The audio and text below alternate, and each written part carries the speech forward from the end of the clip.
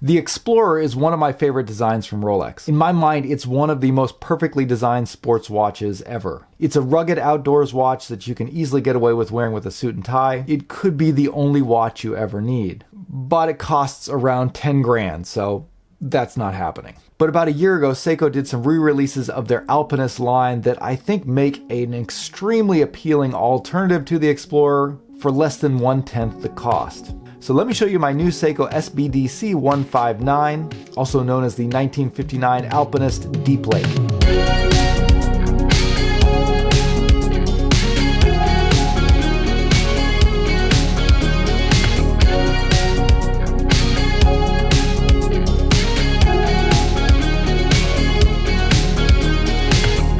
Hey guys, welcome back to Just the Watch. My name's Dave, I live in Japan and I love to collect affordable watches.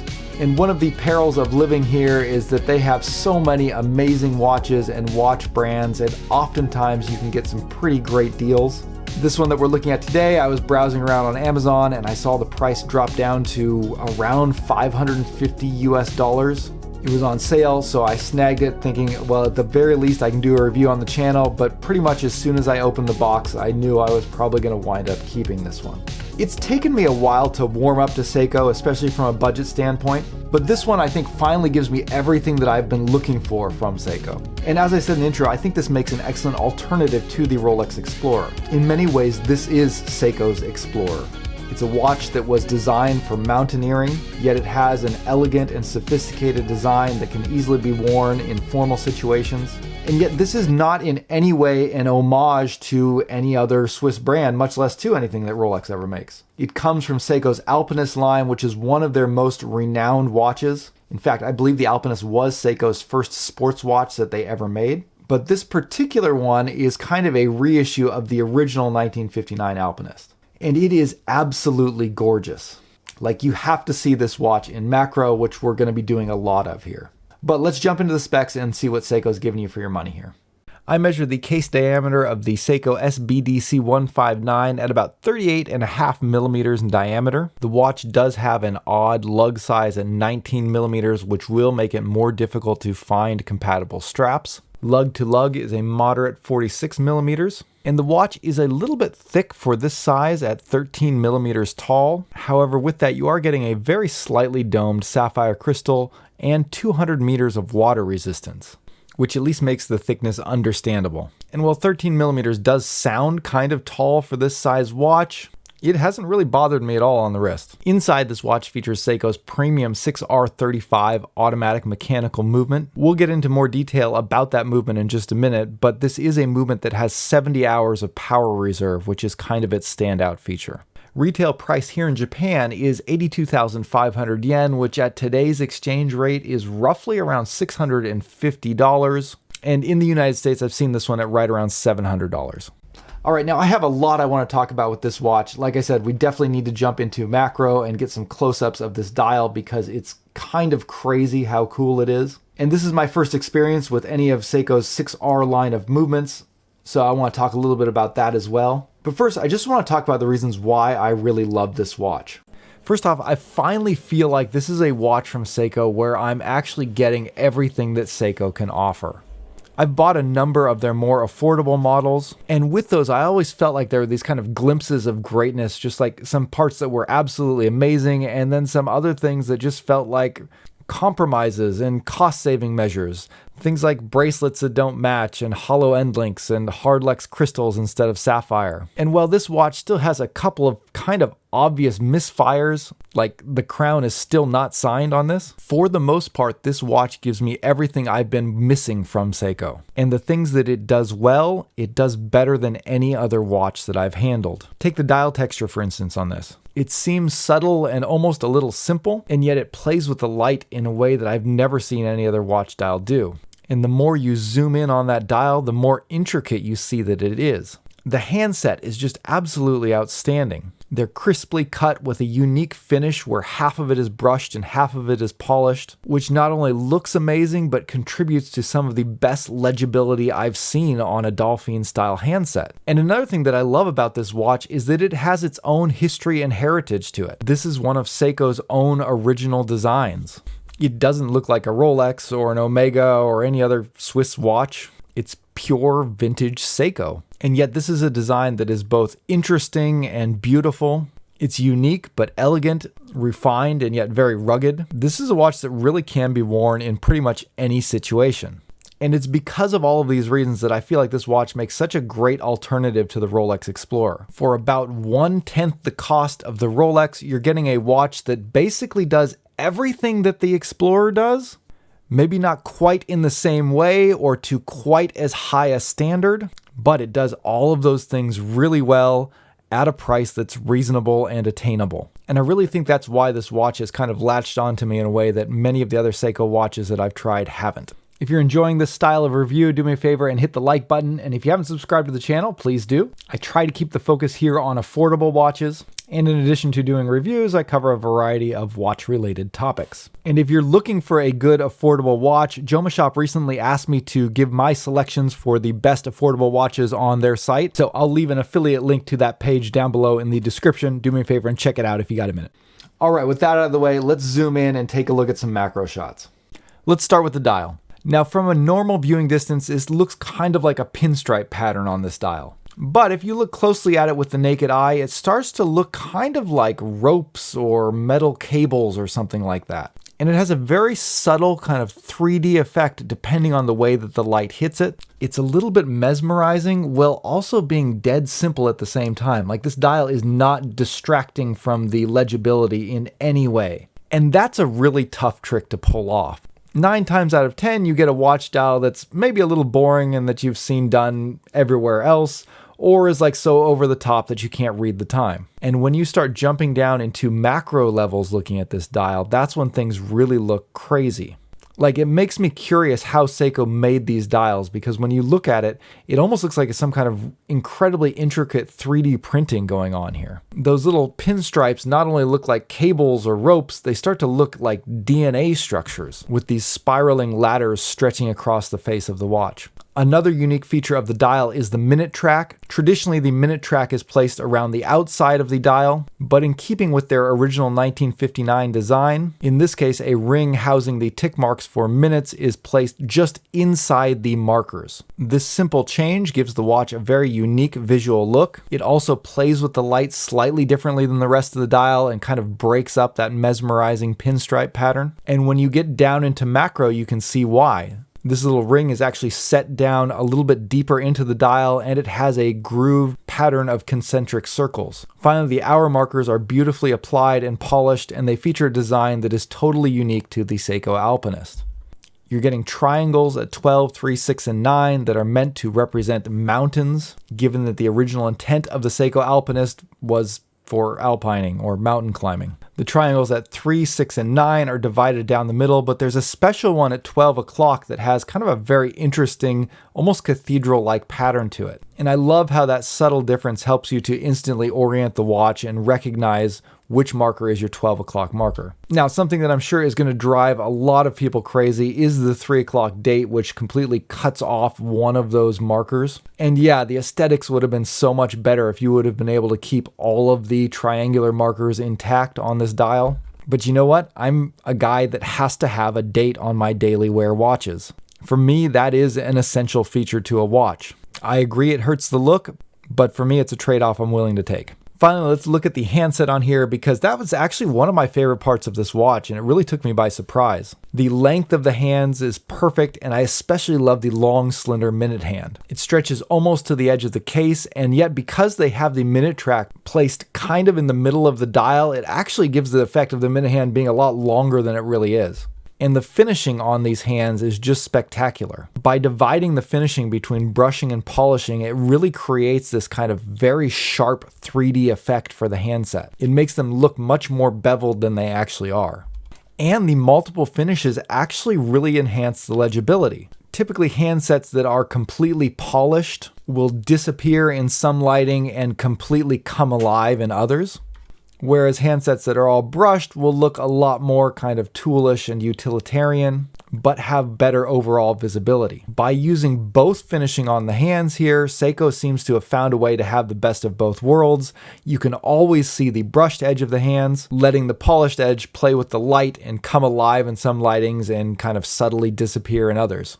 Further increasing legibility on everything is the Lume Bright paint that has been applied to the hands and the markers. It's an off-white with a slightly bluish hue in the daylight, which doesn't look that out of place against the blue dial, and it gives off a very strong glow in the dark to give you perfect legibility in any lighting situations. But even with all that, Seiko still had one final piece of flair they wanted to add, and that's with going with kind of a rose gold finished second hand. This again is a very subtle touch that you're not going to notice all the time, but when you do, it just gives you one more thing to appreciate about this watch. Now, there's more to this watch than just what's underneath the crystal. Well, the case has a very simple, vintage, classic style. It's also very well finished. And this is easily the best bracelet that I've seen from any watch I've gotten from Seiko. However, the clasp does have some drawbacks. Now, Seiko hasn't broken any new ground with their case design on this watch, but that's to be expected because this is a reissue. The round case has a definite circular look to it, with longer, slender lugs jutting out from the top and bottom of that circle. And on the right-hand side, you get an unguarded screw-down crown. While this watch looks a lot like a dress watch, it's part of Seiko's Prospex line, which means that it's actually a tool watch. So you're getting a very impressive 200 meters of water resistance, which basically means it's going to perform on par with most divers. Now, frankly, that seems a little bit overkill to me, but I guess that's okay. And while this is a very rugged tool watch that can take a beating, the case finishing actually looks a lot more like a dress watch. The primary finishing is brushed, however there are polished accents running along the top and bottom of the case as well as on the beveled portions of the lugs, and you're also getting a fully polished bezel. This means that just like the dial, the case is really going to play with the light and looks great. However, that polished bezel is going to be prone to picking up scratches, especially if you are using this like a field watch. Now, bracelets and straps are an area that Seiko often kind of cheaps out a bit on their affordable watches. But in this case, they didn't. Not only is the bracelet extremely high quality, it also matches the case and the character of the watch perfectly. You get the same high quality finishing with primarily brushed flat surfaces and polished edges. The bracelet connects to the watch with solid female end links, giving this a very seamless flow from the case to the bracelet. To my eye, it's very clear that the bracelet was made for this watch and that they form a complete package together. But when we flip around to the clasp, we run into some issues. First, the good. The inner part of the clasp is really high quality, very solid, and it's been finished very well. The inner part of the milled clasp that rubs up against your wrist has been cut to have a very smooth edge, making it extremely comfortable against your wrist. Likewise, the action on the dual push button clasp is very smooth and very secure. All this is great, but the clasp still has two pretty big drawbacks. The first is that there are only 2 micro adjust positions on the clasp. This means you may or may not be able to get a good fit with the bracelet. And even if you do get a good fit, if your wrist size changes with the weather, you might not be able to adjust it to a comfortable place after that without adding or removing links. The other issue is that the back end of the clasp features a pretty large gap between the clasp and the bracelet links. Not only does this look unsightly, it's also prone to catching on clothes and other things. And this is kind of a weird one. I haven't really seen other clasps that have this problem before. So I'm not sure why Seiko couldn't figure out a way to not have that gap there. And while these two issues aren't quite deal breakers, it's really kind of a shame because the rest of the clasp and bracelet are both excellent and I would definitely prefer to wear it on this clasp and bracelet. And because they've gone with 19mm lug widths, if I did want to change it to a strap, which I do on occasion, it's a little bit harder to do so. Now, I happen to have a couple of other watches that I really like that also have 19mm lug widths, so I do have a few strap options, and this watch really does look great on a leather strap. And this being a watch that's definitely on the high end for me, it's the kind of watch that I would probably be willing to invest to buy some straps specifically for it anyways. Finally, I want to talk about some of the more technical aspects of this watch. We're going to go over that 6R35 movement and talk more in detail about the lume that Seiko used on this watch. These 1959 Alpinists are powered by Seiko's 6R35 movement. This premium in-house movement from Seiko was launched in 2019 and can be thought of as a pretty significant upgrade over the 4R35 or the Seiko NH35. The most noticeable improvements are to the power reserve, which now boasts a pretty impressive 70 hours, an increased level of accuracy, and some simple but tasteful finishing work done to the movement itself, which can be appreciated through the see-through exhibition caseback. The movement also features hacking, hand winding, quick set date, and it has a 21,600 BPH beat rate, which is not a high beat movement. It's the same 6 ticks per second that you would find on like a Seiko NH35. So to me, what this movement really is a competitor to the Swatch Group's Powermatic 80 movements that you can find in some Hamilton and Tissot watches, among other brands. Both the 6R35 and the Powermatic 80s feature that extended power reserve and that standard beat rate. And that 70-hour power reserve is really great. It's almost double what you would get from a Seiko NH35 movement, giving you almost 3 full days of power reserve, which means you could take it off your wrist Friday night and put it back on Monday afternoon and it would still be keeping time. The accuracy has also been improved. They have an out-of-the-factory stated accuracy of between plus 25 seconds a day and negative 15 seconds a day, which is way better than the Seiko NH35's plus 45 to negative 35 out of the factory. Now, Seiko often plays it pretty safe with the stated accuracy numbers they give. Most of their time, their movements come with much stronger accuracy than the ratings, and that was true with my watch. This one comes in at right around plus 4 seconds a day, which is pretty good. All in all, this is a great movement from Seiko. It's a very nice upgrade from the NH35, but it carries the same level of reliability. It's much nicer to look at, and it has some very notable improvements. The lume on this thing is awesome. I know that may not sound like much of a surprise given that this is a watch from Seiko and Seiko is known for making great lume, but when I ran this through my testing procedure, I was pretty surprised at the result. I scored this one at a 13, which not only easily beat out the soon-to-be released Zelos Comet and the Orient Star Sports Outdoors, but it actually scored about 30% brighter than my Seiko Samurai dive watch. So this watch is giving you lume performance that rivals some of the brightest dive watches out there in kind of a dressy field watch. Seiko makes their own proprietary lume that they call Lume Bright. They have a number of colors, most commonly blue and green. This blue version looks and performs very similar to what I've seen on their recent Seiko 5 Sports Field watch. And to me, it looks like Seiko has actually been improving their lume over the last few years. And the performance on this watch makes it by far the brightest non-dive watch that I've ever tested. And out of the 50 or 60 watches that I have tested, this would probably score around 5th overall. Now, I've never had a Rolex Explorer in for review to test the lume, but I would be willing to bet that the lume on this watch would at least rival it, if not surpass it. Okay, so overall takeaways from this watch. This just might be the watch that I hold on to pass down to my kids or grandkids. There's so many features of this watch that Seiko has implemented that I feel like sets it on just kind of another level over almost anything else in my collection. It's definitely not a perfect watch, but the areas that it gets right are so well done that it makes me overlook the kind of flaws that I see in it.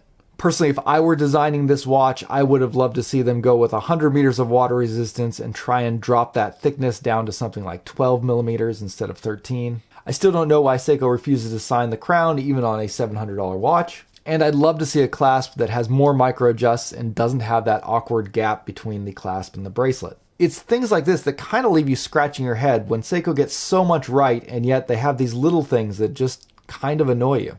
And I think that kind of highlights why Seiko can elicit such a passionate response from their fans and detractors. This watch is a little bit on the higher end for the price range of this channel, but I think it's one that's definitely worth saving up for. Anyways, drop me a comment down below. Let me know what you guys think. As always, don't forget to check out the t-shirt store. You can get this shirt over at justthewatch.com. If you haven't subscribed to the channel, please do. But that will wrap it up for today. Thanks a lot, and I'll see you later. Bye.